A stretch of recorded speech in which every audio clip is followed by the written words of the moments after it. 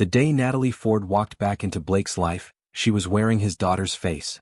He stood frozen in the marble lobby of his hotel, watching a little girl with dark curls and honey-brown skin skip past the fountain. She couldn't have been more than 5 years old. And she had his eyes.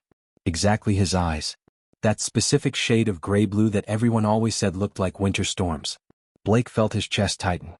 His hands went cold. The child laughed at something, a bright sound that pierced through the lobby noise, and that's when he saw her. Natalie. Standing 10 feet away near the elevators, reaching down to take the little girl's hand. She looked different. Her hair was shorter now, cut in a sleek bob that framed her face.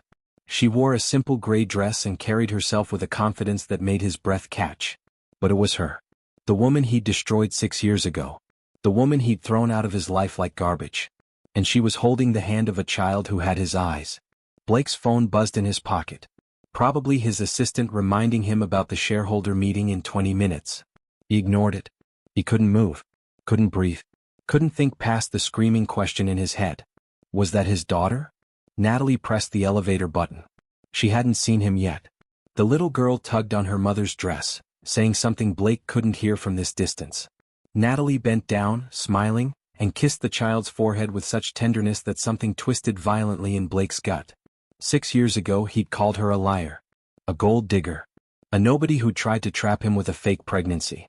His mother had stood in his penthouse office, holding what she claimed was proof. Medical records showing Natalie had never been pregnant at all. Bank statements suggesting she'd been planning this scheme for months. Text messages between Natalie and some man, supposedly plotting to get Blake's money. "She's using you," his mother had said, her voice cold and certain. "I had her investigated the moment you told me about the baby. This girl from nowhere, working as a waitress, suddenly pregnant with your child right when your father's will made you primary heir? Wake up, Blake." She saw an opportunity. He believed it. God help him, he believed every word. He'd confronted Natalie that same night. Thrown the evidence at her feet. Watched her face crumble as she tried to explain, tried to defend herself.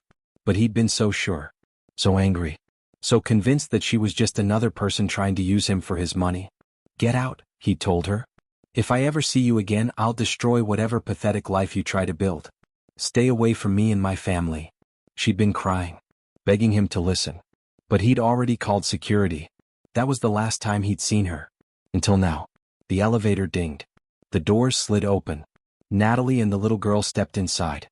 Blake's feet moved before his brain caught up. He crossed the lobby in long strides, his heart hammering against his ribs. He reached the elevator just as the doors started to close. "Hold it," he said. His hand shot out, stopping the doors. They slid back open. Natalie's head snapped up. Their eyes met. For a second, nobody moved. Nobody breathed. Then Natalie's face went blank. Completely expressionless, like she'd pulled down a steel shutter. She stepped in front of the little girl, creating a barrier with her body. "We're taking this elevator," she said quietly. "Find another one." Blake stepped inside anyway. The doors closed behind him. "Natalie," he started. "Don't." Her voice was ice. "Don't you dare say my name like you know me." The little girl peeked around her mother's legs, staring at Blake with wide, curious eyes. His eyes. "Mommy, who's that?" the child asked. "Nobody, baby," Natalie said. "Just someone we used to know." Used to know. Past tense. Like he was dead to her. Blake's throat felt tight. "Is she mine?" Natalie's jaw clenched. She pressed the button for the 15th floor, then turned her back to him completely, shielding the little girl from his view. "Answer me," Blake said. "I don't owe you anything," Natalie replied. "Not an explanation. Not a conversation. Not even acknowledgement that you exist." The elevator climbed. 5th floor. 7th floor. 9th floor. Blake stared at the back of Natalie's head, at the little girl's small hand clutching her mother's dress, and felt something break open inside his chest. Rage. Guilt. Desperation. He couldn't tell them apart anymore. "If she's mine, I have a right to know," he said. Natalie laughed. It was a bitter, hollow sound that made his skin crawl. "A right?" she repeated. "You have rights now? That's interesting. 6 years ago, you had me thrown out of your building by security. You told me I was a liar and a criminal. You said if I ever came near you again, you'd ruin my life. So no, Blake. You don't have rights. You gave those up when you chose to believe your mother over me." 15th floor. The elevator dinged. Natalie took her daughter's hand and stepped out without looking back. Blake caught the doors again. Wait. Let go of the elevator, Natalie said. Or I'll call security. And unlike you, I won't feel bad about it. I need to know, Blake said. His voice cracked. Please. Just tell me. Is she mine? Natalie finally turned to face him. Her eyes were hard and bright like cut glass. Her name is Sophie, she said. She's 5 years old. She loves dinosaurs and strawberry ice cream and bedtime stories about dragons. She's the smartest, kindest, most beautiful person I've ever met. And she's mine. Only mine. You made sure of that when you threw us away. The elevator doors started to close. Blake stood there, frozen, as Natalie and Sophie walked down the hallway and disappeared around a corner. He didn't try to follow them. He just stood there in the empty elevator as it descended back to the lobby, his mind racing, his heart pounding so hard he thought it might burst. Sophie. He had a daughter named Sophie. And Natalie hated him. Blake didn't go to the shareholder meeting. He sat in his office for 3 hours, staring at the wall, trying to process what had just happened. His assistant knocked twice. He ignored her both times. His phone rang 6 times. He let it go to voicemail. All he could see was that little girl's face. Sophie's face. His daughter's face. She had his eyes. His mother's nose. Natalie's beautiful brown skin and wild curls. She was real. Which meant everything his mother had told him 6 years ago was a lie. Blake's hands curled into fists on his desk. His mother had shown him medical records. Bank statements. Text messages. She'd looked him in the eye and told him Natalie was using him, that the pregnancy was fake, that he was being played for a fool. And he'd believed her. He hadn't even questioned it. He'd just taken his mother's word as truth and destroyed the woman he'd loved. Well, that was the word, wasn't it? He'd been in love with Natalie. He'd been planning to propose. He'd imagined a future with her, a life together, a family. And then his mother had poisoned everything. Blake grabbed his phone and dialed. Mother, he said when she answered. We need to talk. Now. His mother's penthouse was exactly as he remembered it. Cold. Spotless. Expensive. Everything white and cream and silver like a museum exhibit instead of a home. Victoria Ashford sat on her pristine white couch, perfectly composed in her designer suit, her silver hair swept back in an elegant twist. She looked at Blake with the same cold assessment she'd worn his entire life. You look terrible, she said. What's wrong? I saw Natalie today, Blake said. His mother's expression didn't change. I see. And she has a daughter. A 5-year-old daughter who looks exactly like me. Silence. Victoria took a sip of her wine, considering him over the rim of the glass. That doesn't prove anything, she said finally. The girl could belong to anyone. Natalie was clearly involved with other men. That's what the investigation showed. Don't, Blake said. His voice was sharp enough to cut. Don't lie to me anymore. I want the truth. All of it. What did you do? Victoria set down her wine glass carefully. I protected you. That girl was using you for money. She was a waitress from nowhere with nothing to her name. The moment your father died and you became CO, suddenly she's pregnant? Please, Blake. Don't be naive. Where are the medical records you showed me? Blake asked. The ones that supposedly proved she was never pregnant. I don't keep 6-year-old paperwork. The bank statements. The text messages. Where did they come from? His mother's jaw tightened. Does it matter? It's ancient history. It matters because I just met my daughter, Blake said. It matters because I threw out the woman I loved based on lies you fed me. So yes, mother. It matters. Where did you get that evidence? Victoria stood, smoothing her skirt. I hired a private investigator. He found inconsistencies in her story. That's all you need to know. What was his name? I don't remember. You're lying. Watch your tone. Blake stepped closer. You fabricated evidence to get rid of her. Admit it. His mother's eyes went cold. I did what was necessary. That girl was beneath you. She would have ruined everything we built. Your father worked his entire life to create this empire, and I wasn't going to let some opportunistic nobody destroy it because you were thinking with your heart instead of your head. The words hit Blake like a physical blow. She was pregnant with my child, he said quietly. And you knew it. You knew it and you lied to me anyway. Victoria lifted her chin. I have no regrets. Look at you now. You're one of the most successful businessmen in the country. You have respect, power, a legacy. Would you have any of that if you tied yourself to a waitress and her baby? No. You'd be trapped in some mediocre suburban life, watching your potential drain away. Blake felt something inside him shift. Something fundamental and permanent. For 32 years he trusted this woman. Respected her. Sought her approval. He was done. "Get out," he said. Victoria blinked. "Excuse me? Get out of my sight. Out of my company. Out of my life. You're fired from the board. Effective immediately.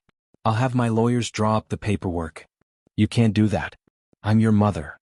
"You're a liar," Blake said. "And you cost me 6 years with my daughter. So yes, I can do that. And I am. Get out." Victoria's face flushed with anger. "You'll regret this. That girl doesn't want you. She made that clear today, didn't she? You threw away your family for nothing." "You were never my family," Blake said. "You were just someone who shared my blood. There's a difference." He walked out of the penthouse and didn't look back. Blake hired 3 different private investigators. Within 48 hours he had the truth.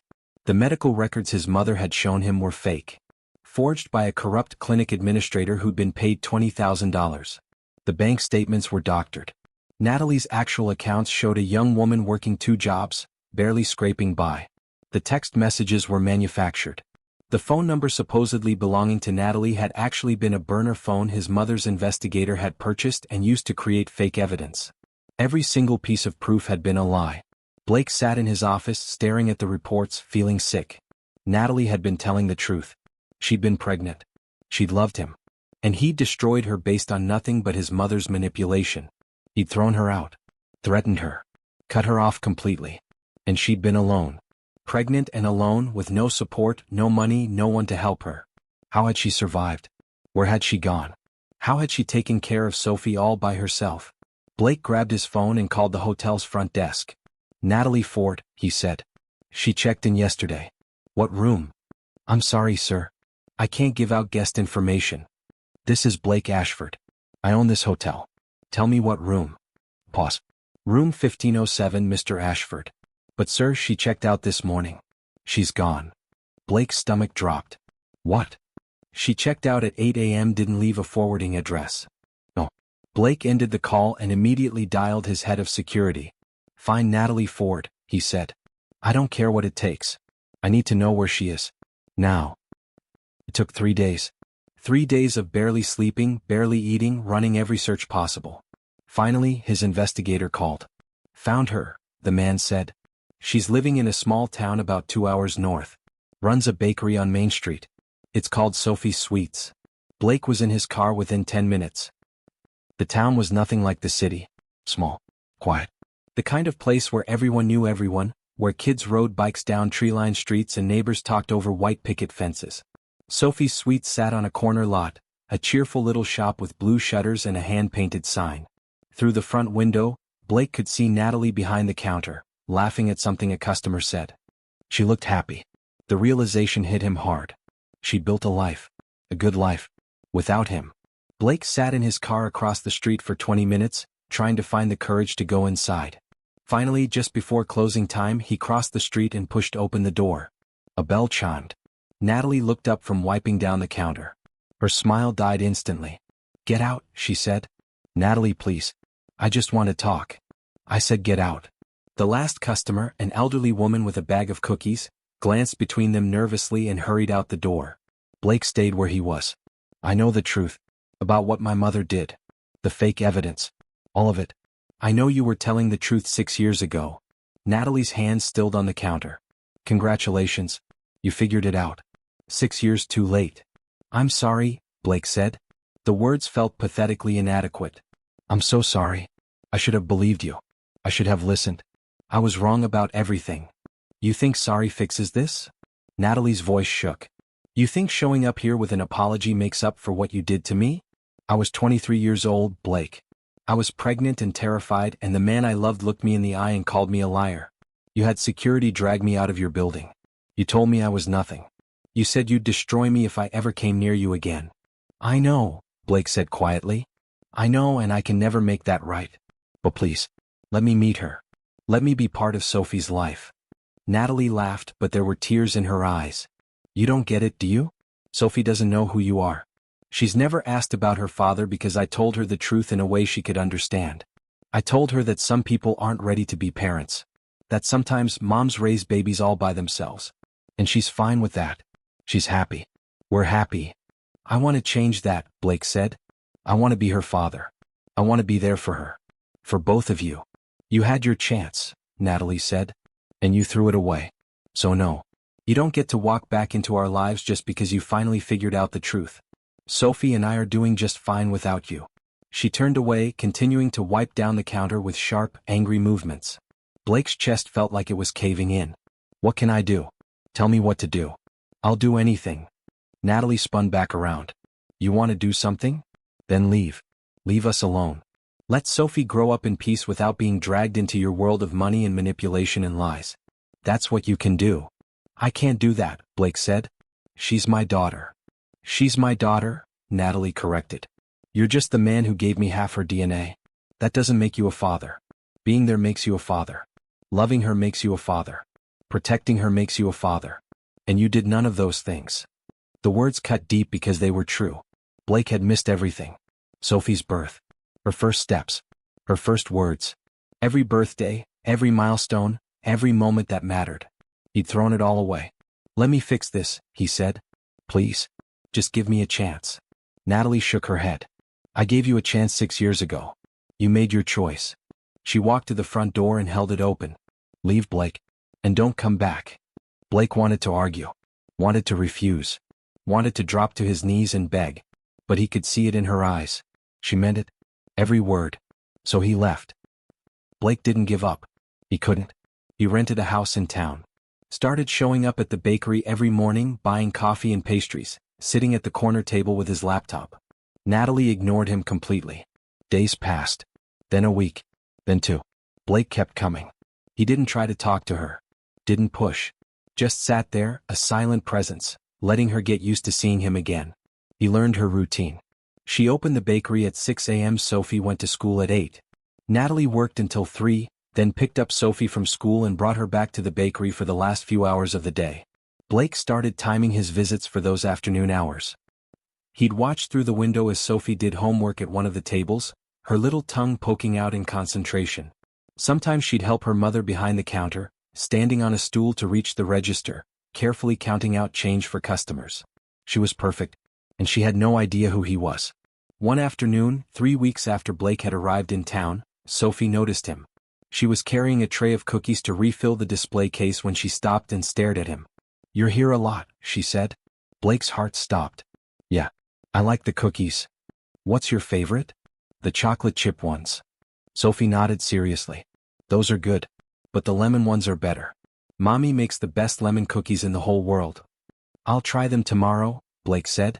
Sophie smiled at him. A bright, gap-toothed smile that made his chest ache.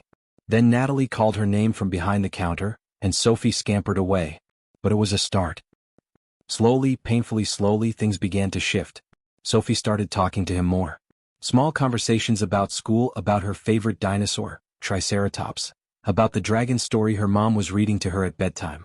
Natalie still wouldn't speak to him. But she stopped looking quite so angry when he walked through the door. One day, about a month and a half after Blake had arrived in town, Sophie brought him a drawing. I made this for you, she said, holding out a piece of construction paper covered in crayon marks. It was a picture of a dragon. A purple dragon with big wings and a friendly smile. This is amazing, Blake said, and he meant it. Thank you, Sophie. Can I keep it? She nodded. You come here every day, so I thought you should have a picture. Everybody needs pictures. Blake carefully folded the drawing and tucked it into his jacket pocket. You're right. This is the best present anyone's ever given me. Sophie beamed. From behind the counter, Natalie watched. Her expression was impossible to read. The breakthrough came on a Wednesday afternoon. Blake was at his usual table when Sophie ran up, her face crumpled with tears. What's wrong? Blake asked immediately. I fell, Sophie sobbed, holding out her scraped knee. It hurts. Natalie appeared instantly, dropping to her knees beside her daughter. Oh baby. Let me see. But Sophie clung to Blake's arm. He was closer, she said between hiccuping sobs. Blake looked at Natalie. She looked at him. For a long moment they just stared at each other. Something unspoken passed between them. Then Natalie nodded once. Blake carefully lifted Sophie into his arms and carried her to the counter. Natalie grabbed the first aid kit from under the register. Together, without speaking, they cleaned and bandaged Sophie's knee. All better, Natalie said softly, kissing her daughter's forehead. Sophie sniffled. Thank you, Mommy. Thank you, Mr. Blake. She wrapped her arms around both of them, pulling them into an awkward three-way hug. Blake felt tears burn behind his eyes. When Sophie finally pulled away and went back to her homework table, Blake and Natalie stood alone behind the counter. Thank you, Blake said quietly, for letting me help. Natalie's eyes were red. She likes you. She shouldn't. But she does. I love her, Blake said. I know I don't have the right to say that. I know I haven't earned it. But I love her. And I love you. I never stopped. Natalie's breath caught. Don't? It's true. I was an idiot 6 years ago. I believed the wrong person. I made the worst mistake of my life. And I've regretted it every single day since. Blake, Natalie said, her voice breaking. You hurt me. You destroyed me. Do you know what it was like? Being pregnant and alone? Giving birth by myself because I couldn't afford anyone to be there with me? Raising Sophie with no help, no money, barely surviving? I worked 3 jobs for the first 2 years of her life. I didn't sleep. I didn't have friends. I had nothing except her. And every time she smiled at me, every time she called me Mommy, I thought about how you'd thrown us away like we were garbage. Tears streamed down her face now. Blake wanted to reach for her, but he didn't dare. I'm sorry, he whispered. I'm so sorry. Sorry doesn't give me back those years, Natalie said. Sorry doesn't change what happened. But Sophie deserves a father. And as much as I hate admitting it, you're trying. You're really trying. Hope flickered in Blake's chest. Does that mean you'll let me be part of her life? Part of both your lives? Natalie wiped her eyes. I don't know yet. I don't trust you. I don't know if I ever will again. But maybe we can start slow. For Sophie's sake. It wasn't forgiveness, but it was a chance. They started with Sunday afternoons. Blake would take Sophie to the park, push her on the swings, chase her around the playground, buy her ice cream and listen to her talk about everything and nothing. Natalie always came with them. She never left Blake alone with Sophie. But she was there watching, slowly beginning to relax.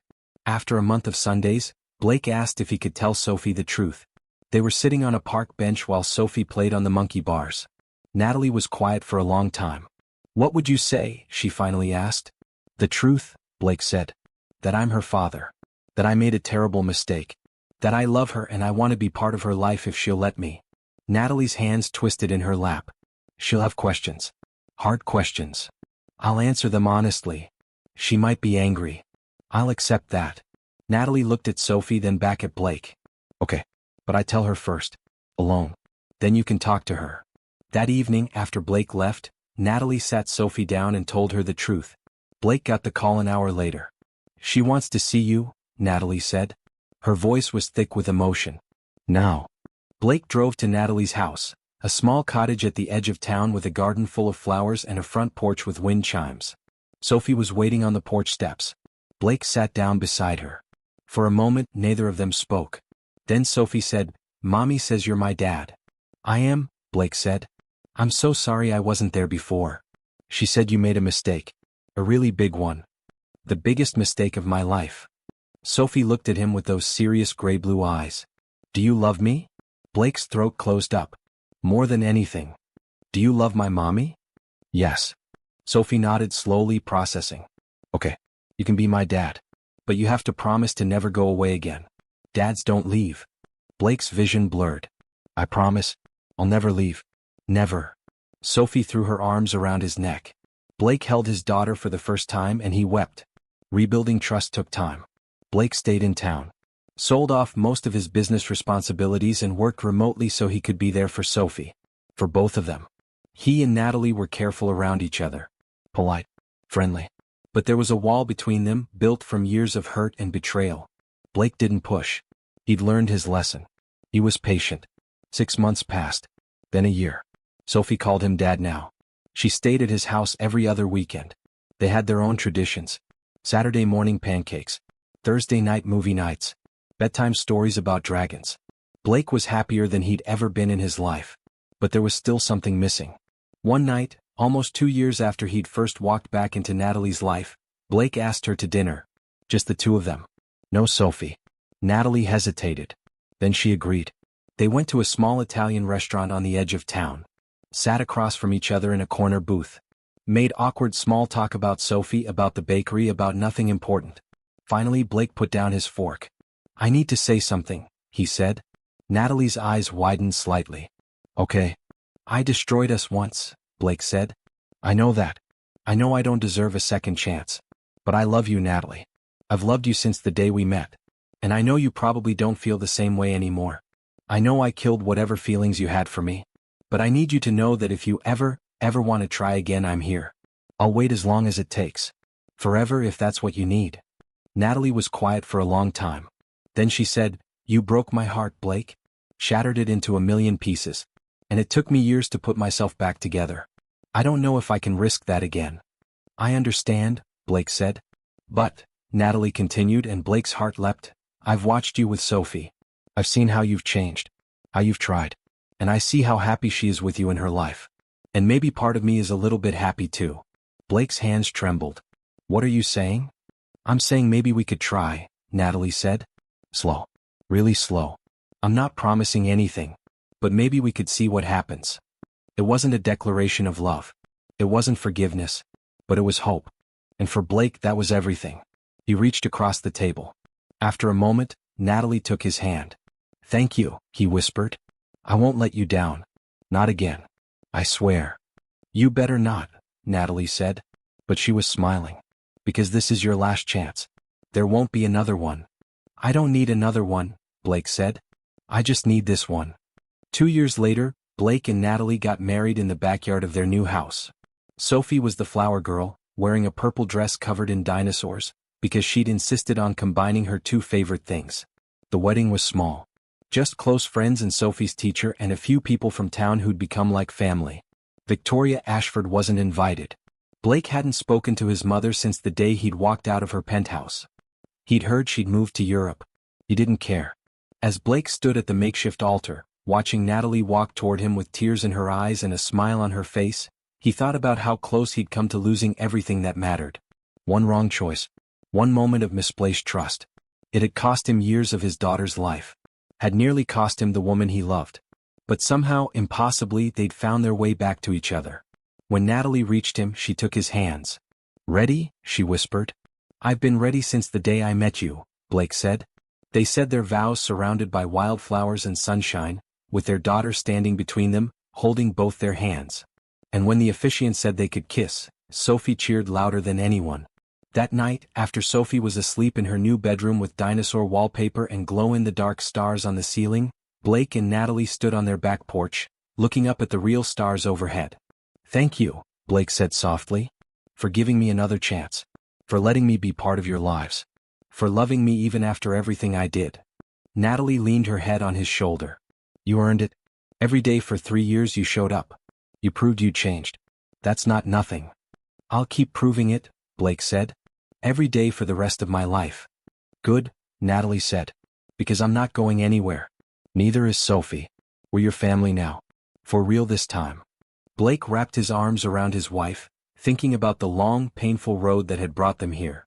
All the mistakes and heartbreak and lost time.